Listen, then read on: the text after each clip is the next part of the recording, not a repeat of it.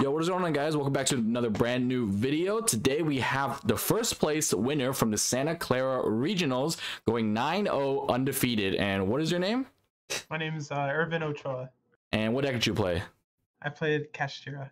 Nice. One of my favorite decks right now. Not really, but a very strong deck right now. So before we start, do you have any shoutouts? Yeah, I want to shout out my close friends and testing group, Adonis E and Chris Latour and Oscar Ortiz. On top of that, Derek Freeman, Lex Wingate. Too many people. There's too many people, but right. Yeah, so those are the homies that pop up to my head immediately. Yeah. All right, for sure. I mean, 9-0 is impressive. You pretty much didn't lose a single match. And yeah, let's go ahead and dive right into the profile. Yeah, sounds good. So I decided to play Kashtira, and the cash engine's pretty standard. You got the 4 field spell, 2 unicorn, 3 fender. I'm playing 3 rise heart, the 1 SK, and the 1 ogre. And for spells, I'm playing 3 birth, 3 theosis, and the pseudo engine. Hopefully, it gets us there. The pot of prosperity. This is all what I have for cash engine. Okay, nice. I pretty much play the same thing, and I have a few questions for you here. Yeah. So how do you feel about the ogre, and how do you feel about not running more consistency cards like Pot of Desires? Yeah, so for me, ogre was just ogre, and the 3rd rise heart was just another name that lets me combo off with theosis. Across playing this deck, I was playing locals 6 times a week from the start of July up until the event. And I noticed I was trying out different strats, different builds, and I was noticing that I was losing to not seeing engine. And I was trying out desires, but I cut it to play some more tech cards. And with this list, I finalized this list towards maybe like a week before the event, and I wasn't bricking as much as I was before. Okay, yeah, no, sounds good. I like that reasoning. I think upping up the cash monsters make it so much better. And you went 9-0, so definitely worked out. Yeah, and I didn't play the traps. I didn't miss them at all. I used to play prep and Big Bang, but drawing those cards and not drawing an engine piece, or maybe a non-engine card that's going to allow you to survive and get a turn back. I didn't miss the traps at all, but I used to play them. Right. Okay, no, that sounds good. I think during a long event, especially if you have to go X1 to make top 8 and things like that, I think it was not a bad choice to cut the trap cards, because those cards could do you harm in the long run, right?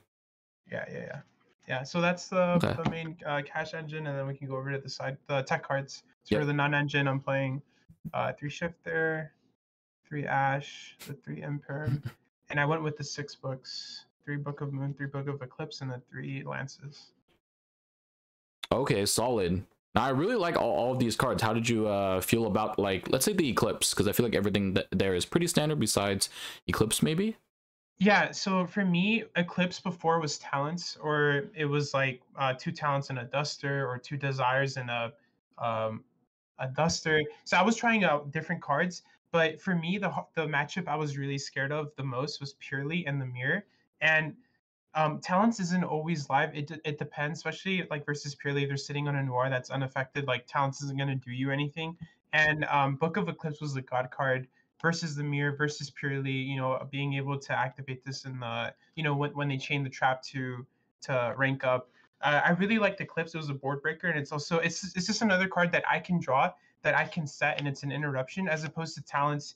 I played talents before, and when it comes up, it's insane, but there's also times where that card's just dead in your hand and your opponent never hand trapped you, and it didn't do anything for you. It's just sitting there. So I really like that these cards, I'm able to set them, and I have interruptions for your turn, or defensive cards. I mean, those are defensive and offensive cards, and as you can see, these cards are all solid 1-for-1s, except for the Shifter and the Eclipse. I consider these blowout cards, but these are all solid 1-for-1s, and in tandem with your cash engine, you simplify the game state, you lower the ceiling of the end board, and your Kashtira engine just takes over from there.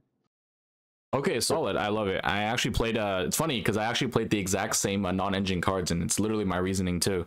I like that every card's live, kind of like Eclipse. Yeah. It's funny because it's like, this is like what, 6 engine or tech cards technically, right? 6, because 3 of each. And yeah, you literally played my exact same one. So it came across like just like, dude, like I said, I was playing at 6 locals, like 6 locals a week, just grinding the deck, and I was trying out everything. And yeah, like the Book of Eclipse, like yeah, okay, they're gonna draw cards, but you survive a turn if you're using this as a defensive card, like, to not get OTK'd, and hopefully you just need to turn back sometimes. And Eclipse got me back into games I shouldn't have been, allowed to play again.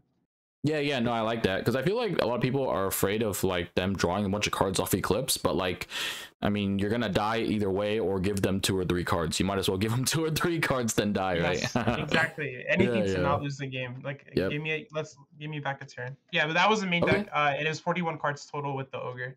All right, looks solid, and we can go into our extra. Yeah, of course. So extra deck, pretty standard. Let's go here. The 1 Arise Heart, 2 Shangri-La, 2 Zeus, the 1 Dad, Mountain Smasher, Draco Sack, Big Eye, Red MD, Donnered, Baron, and then the 3 Prosperity targets. Okay, looks solid. How did you feel about the Mountain Smasher? Oh, Mountain Smasher was good. I didn't summon this during the event, but when I was playing with this deck, and I had this option in my, I see this extra deck as a toolbox, like like an XYZ toolbox. And when this card was in here and it came up, it was big, attack over attach, and having a format Zeus, and then being able to wipe, and if they have something, wipe again, and then being able to combo afterwards is pretty good. I really like this card. And another card that I had never summoned during even during my testing and during all my grinding was Red Flare. But during the event, I summoned this card twice, and it won me 2 games. Where I'm trying to play around Nib. All of your bodies are huge, and even Ogre contributed to that. Where I'd have like an Ogre, maybe like this, and a Fenrir or a Unicorn, and I'm going attack, boom, boom, boom, stack the deck. Banish something face down, and then on the 4th summon, you're putting the summon this, and put them on having the out, have the book, have the imperm, have something to answer this card, or else you lose. So 2 of my opponents, I put them below like 500, and they couldn't play. They just scooped. Yep. Yeah, I feel like that card's really nice to where like we can't finish them off. You pretty much tell them that like you cannot play a card unless you out it. Yeah, so that was pretty good. Yeah.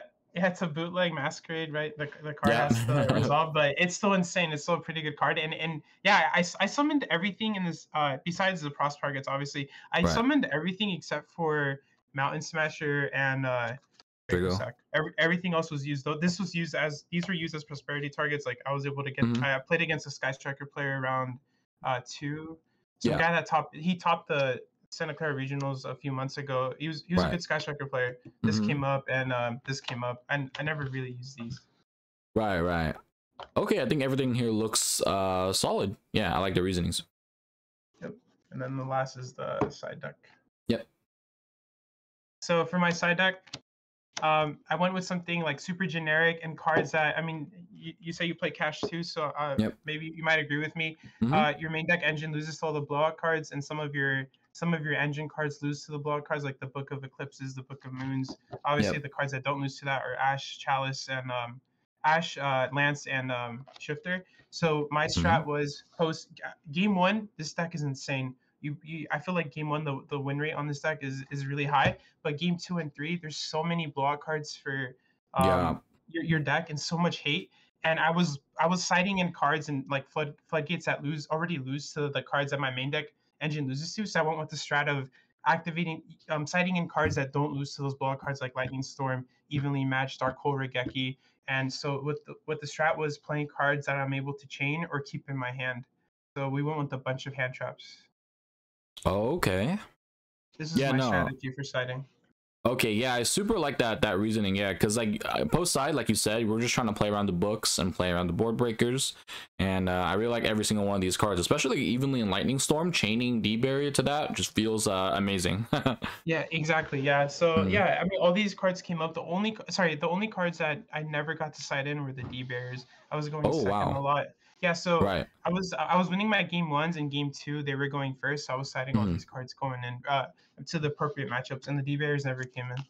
Oh wow, okay, so you were nice, 2-0 and everybody, all right?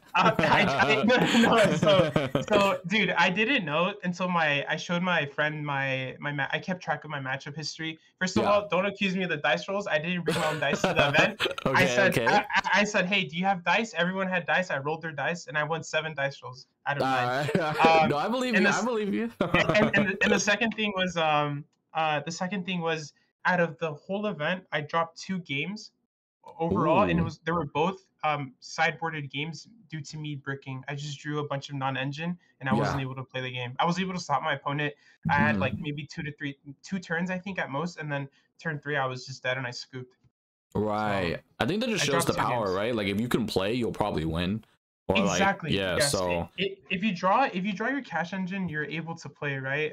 Even against, I got Even Lead, I got Lightning Storm, I got Dark Cold, but they weren't able to kill me because I had these cards in.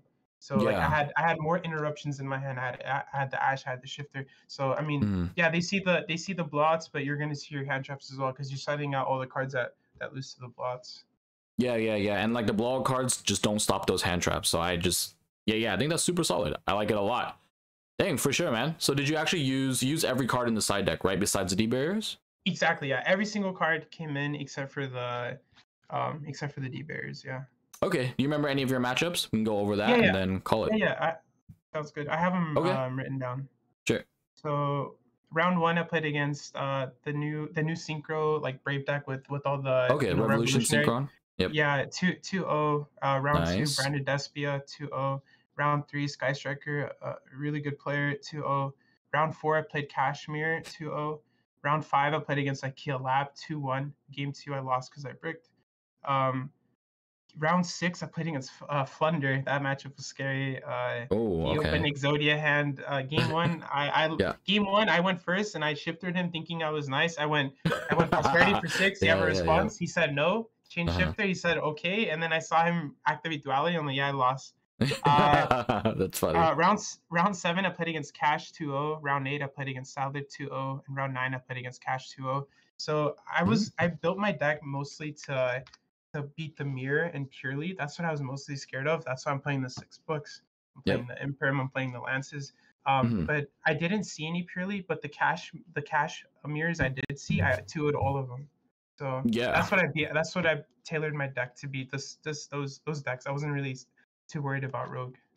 Okay, for sure. No, I think that's super solid, and it kind of shows the power of like you prepared for purely and you didn't play any, but like it didn't really stop the deck from doing what it was supposed to do, right? So, you know, imagine you played against purely, you probably would have won even harder. We're playing 9. We got 9 books for that match. Yeah, we got 9 books. All right, for sure. Thank you so much, Irvin. Pretty much we gave all our shout outs and matchups like that. Congrats on the top, and I hope we'll see you again in the future. Thank you. Thanks for having me on. No problem.